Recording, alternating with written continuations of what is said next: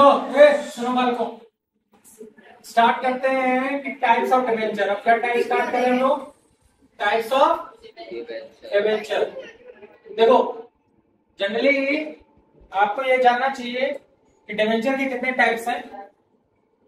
ठीक है, तो सबसे पहला जो है वो है सिक्योर डिबेंचर। अब सिक्योर डिबेंचर का मतलब क्या होता है? सबसे पहले ये समझो, कोई ऐसा डिबेंचर जिसके अगेंस्ट में एसेट चार्ज हो। क्या हो एसेट चार्ज का मतलब कि सिक्योर्ड है। अगर कंपनी डूब रही है तो उस समय आपके डिबेंचर सिक्योर है, आपके डिबेंचर पे पैसा आपको मिलेगा। तो ऐसा डिबेंचर क्या होगा? सिक्योर्ड है, मतलब कि एसेट चार्ज है। मतलब कि जब कंपनी डूब रही होगी तो डिबेंचर का पेमेंट एसेट को बेच के पहले दिया जाएगा। ऐसे डिबेंचर को क्या बोला जाता है? सिक्योर्ड। वही अनसिक्योर्ड क्या होता है? ऐसा डिबेंचर जो सिक्योर्ड नहीं है, एसेट के अगेंस्ट चार्ज नहीं है, तो कंपनी पेमेंट देगी लेकिन किसी एसेट के अगेंस्ट चार्ज करके नहीं देगी। आजकल जनरली अनसिक्योर्ड डिबेंचर ज्यादा इशू करती है कंपनी, ना कि सिक्योर्ड डिबेंचर। वही बात करें रजिस्टर्ड डिबेंचर। अब ये रजिस्टर्ड डिबेंचर का मतलब क्या है? रजिस्टर्ड डिबेंचर एक होल्डर के पॉइंट ऑफ व्यू से बताया गया है। किसके पॉइंट ऑफ व्यू से? होल्डर। होल्डर का मतलब ये है कि जब कोई इस डिबेंचर को खरीदेगा तो उस होल्डर का नाम कंपनी पूरी तरह से रजिस्टर करेगी। तो ऐसे डिबेंचर को क्या बोलते हैं हम लोग? रजिस्टर्ड डिबेंचर बोलते हैं। बात समझ में आएगा? जैसे मान लो कि तुम आए कि हमको 4 डिबेंचर खरीदना है, सर हमको डिबेंचर खरीदना है। मैंने कहा खरीद लो। तो तुम कहे कि हमको रजिस्टर्ड डिबेंचर खरीदवा दो। मैंने कहा ठीक है, आओ रजिस्टर्ड डिबेंचर खरीदवाते हैं। तुम आए मेरे पास, मैं कंपनी है, मैंने डिबेंचर खरीदवा तो मैं तुरंत तुम्हारा नाम आयुष चढ़ाऊंगा इस डिबेंचर के नाम से। तो ऐसा डिबेंचर को क्या कहेंगे हम लोग? Registered debenture. वही बियरर डिबेंचर क्या होता है? बियरर डिबेंचर में कोई रजिस्ट्रेशन नहीं होता। जिसके हाथ में जो डिबेंचर, मान लो ये किताब, ये डिबेंचर है, ये मेरे हाथ में है तो ये मेरे पास डिबेंचर, ये दूसरे के हाथ में तो उसका डिबेंचर। तो जिसके हाथ में वो डिबेंचर। जैसे आप लोग देखते होंगे नोट, जो नोट होता है वो रजिस्टर्ड नोट नहीं होता, वो बियरर नोट होता है। जिसके हाथ में वो उसका पैसा। बात समझ में आया ना? कोई भी इसको खर्च कर सकता है। आगे बात समझ में? तो बियरर होता है। रिडीमेबल डिबेंचर का मतलब क्या होता है? रिडीमेबल डिबेंचर ऐसे डिबेंचर जिसकी एक लाइफ होती है। क्या होती है? लाइफ होती है। आप इस डिबेंचर को एक लाइफ के टाइम के लिए यूज करोगे। जैसे मान लो इसकी लाइफ दे दी गई, लाइफ ऑफ डिबेंचर दे दी गई 10 साल। कितनी दे दी गई? 10 साल। मतलब ये आप इसका पैसा 10 साल तक यूज करोगे। 10 साल बाद इस डिबेंचर का पैसा आपको, जिससे आप डिबेंचर दे के पैसा लिए हो, उसको वापस करना पड़ेगा। नहीं समझ में आया तो एक और तरीके से समझो। जैसे मान लो कि ये एक कंपनी है, ठीक है। इस कंपनी ने इस बंदे को, जिसका मालिक का नाम है मिस्टर ए, इस बंदे को एक रिडीमेबल डिबेंचर दिया और बोला इसकी लाइफ है 10 ईयर। तो इसके पास डिबेंचर आया और इसने क्या दे दिया? कैश दे दिया।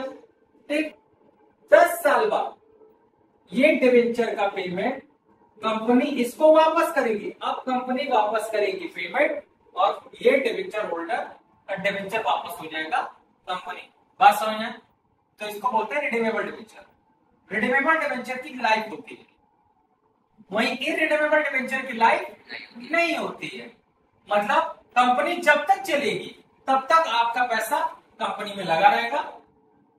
जब कंपनी बंद होगी किसी भी रीजन से, तब आपका पेमेंट आपको वापस मिलेगा।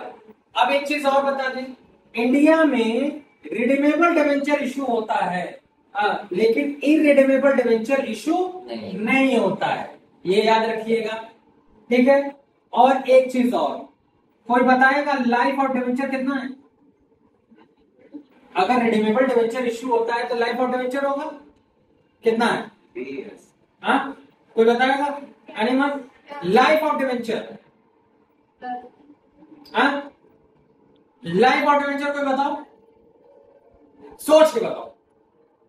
लाइफ तो 10 साल थोड़ा कम नहीं है? 100 साल। सर कुछ नहीं समझ में आ रहा है? 100 साल। अब इसके एक बात बता दें, हाँ, लाइफ टाइम होगा तो इरिडीमेबल नहीं हो जाएगा? 13 साल। हाँ, 3 साल, 25 साल, 20 ईयर्स होता है। चलो ठीक है, कोई बात नहीं, मैक्सिमम लाइफ, ठीक है। आगे बात है, प्रेफरेंस की लाइफ कितनी होती है? 20 साल होती है। इंफ्रास्ट्रक्चर के केस में 30 साल होती है। अब वही बात करें कन्वर्टेबल डिवेंचर की, किसकी बात करें? कन्वर्टेबल डिवेंचर की। अब कन्वर्टेबल डिवेंचर क्या होता है? ऐसा डिवेंचर जो कि कन्वर्ट हो सके किसमें? शेयर में। किसमें कन्वर्ट हो सके? शेयर में। तो ऐसे डिवेंचर को क्या कहते हैं? Convertible debenture. लेकिन जब कन्वर्टेबल डिवेंचर इशू होता है ना, जिसको आपको एक ऑप्शन दिया जाता है, किसको? डिवेंचर होल्डर को ऑप्शन दिया जाता है कि आप इस डिवेंचर को इशू कर सकते हैं, और मतलब इस डिवेंचर को आप कन्वर्ट करा सकते हैं शेयर में। लेकिन इसके एक ऑप्शन की एक लाइफ होती है, मैक्सिमम 3 साल ही लाइफ होती है। कितनी लाइफ होती है? 3 साल ही लाइफ दी जाती है। मतलब कि 3 साल के अंदर चाहो तो इस डिवेंचर को तुम कन्वर्ट करा सकते हो किसमें? शेयर में। बात समझ में आ गई? तो ये इतने तरीके के डिवेंचर होते हैं, ठीक है। अब आते एक और टॉपिक होता है जिसका नाम है डिवेंचर के जैसा दिखने वाला, क्या नाम है इसका? बॉन्ड। बॉन्ड भी एक तरीके से डिवेंचर की तरह ही इशू किया जाता है। पहले बॉन्ड गवर्नमेंट इशू करती थी, लेकिन आज के टाइम में प्राइवेट सेक्टर भी बॉन्ड को इशू कर रही है। सेम वर्क करता है, जैसे डिवेंचर है उसी तरह बॉन्ड भी है। बात समझ में आ गया? और एक और पॉइंट बता रहा हूं, जरा उसको याद रखेगा ना। जो डिवेंचर में इंटरेस्ट होता है ना, क्या होता है? इंटरेस्ट। क्या होता है? इंटरेस्ट। ये फिक्स तो होता ही होता है, इसको बोलते हैं कूपन रेट। क्या बोलते हैं? कूपन रेट बोलते हैं। बात समझ में आ गई? आया ना? हमने पढ़ लिया शेयर और डिवेंचर का डिफरेंस, और हमने पढ़ लिया टाइप्स ऑफ डिवेंचर। अब हमारा टॉपिक स्टार्ट होगा क्या? Collateral security. बात समझ में आ गई? तो अगला टॉपिक हमारा क्या है? Collateral security. लिख लिए इसको, समझ लिए? आगे बढ़े, चलिए।